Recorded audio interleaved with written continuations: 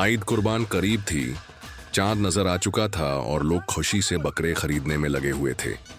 सब अपने अपने जानवरों की कुर्बानी की तैयारी कर रहे थे, लेकिन मीठा साहब कुछ और ही सोच में गुम थे। बकरे बहुत महंगे हो चुके थे। 70,000 से कम का कोई बकरा नजर नहीं आ रहा था। मीठा ने दिल ही दिल में फैसला किया कि वह भी एक बकरा लेकर आएगा, चाहे जैसे भी हो। अगले दिन वह बगैर पैसों के बकरा लेने निकल पड़ा। अचानक उसे एक खूबसूरत बकरा नजर आया। बकरे वाले ने कीमत बताई, 5 लाख रुपए। मीठा ने चालाकी दिखाई और कहा, 50,000 अब भी देता हूं, बाकी पैसे कुर्बानी के बाद मिलेंगे। पैसे लाने का हल सोचते हुए मीठे के दिमाग में एक तरकीब आई।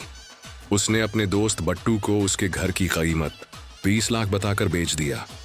हालांकि वह घर 50 लाख का था। बट्टू ने फौरन 50,000 एडवांस दे दिए और मीठे ने वही पैसे बकरे वाले को दे दिए। ईद वाले दिन पूरे गांव में मीठा अपना महंगा बकरा दिखा रहा था और सब हैरान थे कि इतना महंगा बकरा कहां से आ गया। लेकिन जैसे ही बट्टू को असल कीमत का पता चला, वह फौरन वडेरा के पास पहुंच गया और दोनों ने फैसला किया कि वह मीठे की चालाकी का बदला लेंगे।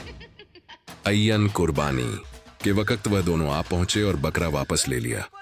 मीठा सबके सामने शर्मिंदा हो गया और गांव वाले उस पर खूब हंसे।